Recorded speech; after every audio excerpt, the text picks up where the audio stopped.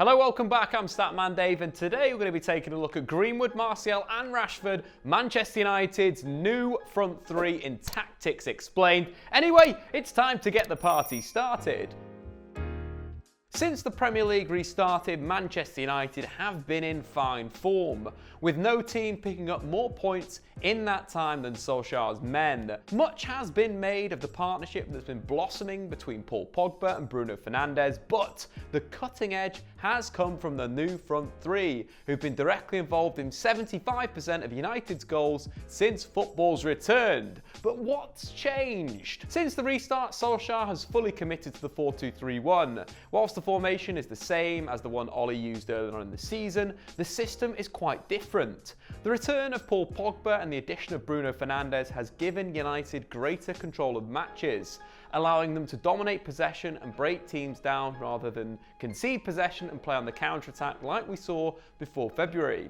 The starting front three at the time were from left to right was Marcus Rashford, Anthony Martial and Dan James. In their roles, Rashford was a flexible inside forward / inverted winger depending on the situation, Martial as a deep lying forward and James as a traditional winger, or alternatively, if Mata was given the nod, he'd operate as a playmaker. But the new front three has just a single change on the right, with Mason Greenwood forcing his way in. With Greenwood in the side, Rashford still maintains a bit of a dual role, but he's more of a creative inverted winger, allowing Greenwood to provide goals as an inside forward. The attacking shape often resembles a 3-3-1-3, with the fullbacks on hand to hold the width. In their roles, Luke Shaw at left back is more supportive, holding in a reserve position and occasionally providing an overlap but allowing Rashford to stay wide. Whilst at right back, Juan is a lot more offensive as he looks to hold the width, allowing Greenwood to drift inside. From this attacking shape, there's been a big emphasis on attacking down the flanks, looking to get in behind the opposition to look for low crosses for teammates, a distinct pattern of play. But whilst there seems fairly structured, the wide players are free to exchange positions, and we've often seen both fullbacks ahead of the wingers. But what always remains is an attacking box between the front four. This has allowed United's most devastating attackers to operate in close proximity to one another, allowing for quick interplay to create chances. We saw that in Martial's third goal against Sheffield United. Pogba in possession for United. He breaks Sheffield United's midfield with one pass. Bruno backheels it round the corner for Martial, who plays a 1-2 with Rashford and chips the keeper. A wonderful goal that's only possible because of how close Bruno, Martial and Rashford are, allowing them to quickly shift and capitalise on the space they can create for each other. The main criticism Martial has faced as a striker is that he hasn't been there to score scrappy goals in and around the 6-yard box, and it's mostly come from his manager. After he scored a poacher's goal on the opening day against Chelsea, Solskjær said, "It's not out wide on the left-hand side showing your skills, it's in that box. And I'm always so pleased for Anthony scoring from 5 yards after that cross, because I've not seen too many of them for him." In this aspect, he's made great strides under Solskjær, with all but 3 of his Premier League goals this season coming from those kind of positions Ollie was talking about. In fact, this season has seen Martial take more shots from inside the penalty area per game than any other in his career. And he showed his poaching instincts in his hat-trick against Sheffield United, notably his work on the training ground in the second. Matic in possession, he plays it to Fernandes, who fakes twice and then lays it to Pogba. Pogba plays it wide to Juan Mata, who stops the wing-back, creates a yard and picks out Martial. Whilst Martial didn't move a lot for the goal, he sets himself excellently, and we've seen that cut back from Juan Mata before. But if we take it back after Bruno's first fake shot, Martial makes the move to get in behind, but as he's offside, he gets left, which allows him to set himself and get on the end of Juan Mata's cross. It appears this is something they've been working on in training, having his body orientation to the ball, first in the offside position, then dipping back onside, pulling off the defender, opening up his stance and side-footing the ball home. A goal Ruud van Nistelrooy would have been delighted to score. He's really hit a new level with the arrival of Bruno Fernandes, a forward-thinking number 10, whose first thought is to play forward and get the attackers into goal-scoring positions. Since Bruno's Premier League debut, Anthony Martial has scored more goals than any other player in the competition.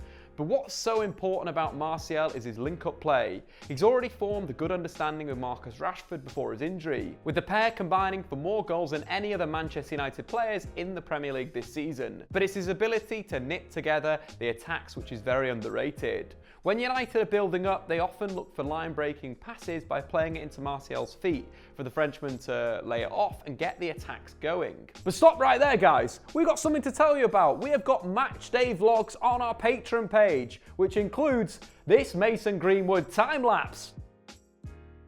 If you want to check out the Patreon page, there'll be a link in the description below, or alternatively, search That Man Dave on Patreon. We're going to get our vlogs over there because unfortunately on this platform, doesn't like vlogs, so we've got a lot of them on Patreon, so make sure, of course, to check that out if you want to see behind the scenes stuff of Manchester United's remaining games in the Premier League this season. Moving on, we have to talk about Marcus Rashford. Since the restart, he's not really been in the spotlight, with Martial's hat-trick, Bruno and Pogba's link-up, and now Mason Greenwood's emergence pushing the winger out of the headlines. But that's not to say he's been poor. His role as an inverted winger see him tend to receive the ball wide, giving himself space to run at his opponent, and either occasionally playing Luke Shaw on the overlap, pass inside to link up with Martial, or get a shot away. With the addition of Greenwood into the side, a pure goal scorer, Rashford has adapted his game to become far more creative, which shows his range in his ability in passing. Before injury, he was United's most important player, adding thrust and direct dribbling and scoring more goals than any other player in the side. But comparing the Premier League games since the restart to the 22 before,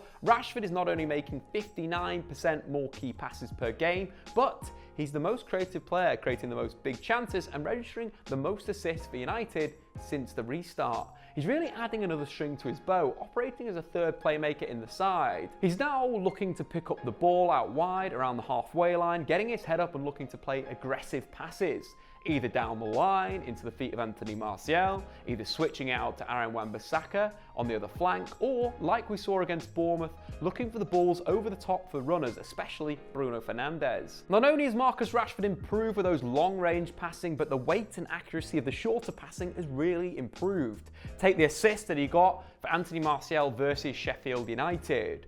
The weight that he puts on, the accuracy of that pass, as well as taking the ball on the run, perfect stuff from Manchester United's number 10. Expect him to get better and better with his passing, which will be devastating for United. But Rashford and Martial were the mainstays in the side prior to the break. The real player we have to talk about is Mason Greenwood. The youngster has had an unbelievable breakout season, scoring 15 goals in all competitions for the senior side. Whilst he's made his name in the youth setup as a centre-forward, he adapted to first-team football as a right winger, with 9 goals and 2 assists in just 9 starts from there. He's definitely earned the crack at making the position his own. Mason has the potential to be a very special footballer. We'd already seen glimpses of his potential this season, but he's upped it since the restart.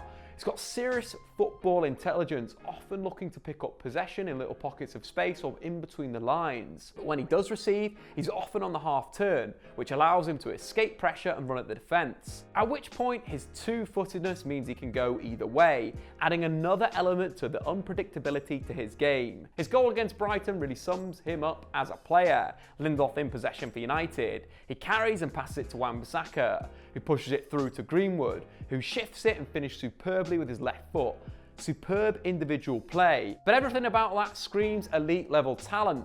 From the quick burst to get away from Stevens, to the double step over to unbalanced dunk before getting an accurate shot off quickly before the keeper is able to set himself. What makes Greenwood so dangerous is when he receives in and around the D. His two-footedness, as well as his ability to create a yard of space for himself, means he's in control of attacking situations, meaning he can go either way, pick out either bottom corner. What's more is Solskjær seems to be working with Greenwood on finishing between defenders' legs, which doesn't give keepers time to set themselves. Adding this to his incredible power he generates from little backlift, when Greenwood picks up the ball on the move around the box, he's almost impossible to stop, as Bournemouth found out in his second goal. Bournemouth in possession after a United attack. They look to clear their lines, and Matic intercepts, playing it to Greenwood, who turns, shifts the defender and finishes across the keeper with his right foot. The clip doing the rounds on social media involves this goal, as the Bournemouth defenders want to keep him from turning and getting onto his left foot, but it literally doesn't matter as he hits the space and finishes with his right foot. What's crazy about Mason is how quickly he's taken to top-flight football. Despite making just 7 starts in the Premier League this season, he's already scored as many goals as Roberto Firmino, who started 30 games for the Premier League champions and second top scorers in the competition. And Greenwood's role and tendency to come central opens up space for Juan Mata to attack on the overlap, which really is helping his game as well. In fact, since Greenwood's first Premier League start post-lockdown, Juan Mata has registered more assists than any other defender in the competition. This front three, supported by Bruno and Pogba centrally with the fullbacks out wide, has a bit of everything. Rashford and Greenwood are effective all across the line, and Martial can drift to the left. So the trio can offer an element of unpredictability by rotating positions. They've also got a high levels of close control and dribbling ability, as well as an eye for a goal. So finishing off those chances isn't much of an issue, especially for the youngster. Again, Bournemouth found this out. Matic in possession and halfway. He picks out Rashford, who plays it inside to Bruno, who picks out Greenwood to finish with his left foot. Here we see the versatility of the wide men, with Greenwood and Rashford switching flanks and still being effective. Then before Mason receives, the step to unbalance the defender and create the yard is unbelievable for an 18-year-old. And if that wasn't enough, they're all seriously quick footballers and offer a very deadly threat on the counter-attack, highlighted by Bruno's second goal against Brighton. Bissouma in possession for the Seagulls. He knocks a hopeful ball forward for Maguire to win. Matic controls it, sprays it out to Mason Greenwood to chase on the volley, takes one touch and perfectly tees up Bruno Fernandes on the back post. A lightning-fast counter-attack that took just 10 seconds from Maguire winning the ball with a header to the ball crossing the line. But as much as the speed was impressive, so were the positions taken up by the front four. By the time Bruno finishes, Mason Greenwood's on the left wing, Martial and Rashford are in the striking and number 10 positions, and Bruno is on the right. The top and bottom of this new-look Manchester United is before the restart. They already look pretty good on the counter-attack, but could struggle to break down low blocks. But now, with the likes of Matic anchoring and the protection against the counter, Pogba and Bruno creating from central areas and the fullbacks holding width and creating out wide, it allows Martial, Greenwood and Rashford to operate in closer proximity to one another. Adding to their close control in tight spaces as well as the pace on the break, United have the makings of a starting 11 that could be used in any situation. But anyway guys, what do you think? Is this front three of Martial, Rashford and Greenwood the way forward for Manchester United? Or do you see something else for the rest of the season? Let me know your thoughts in the comments below. I've been Statman Dave Milk. Make sure to check out our matchday vlogs over on Patreon, and we'll see you next time. Thanks for watching. If you've enjoyed this video, why not check out some more content on the Statman Dave YouTube channel?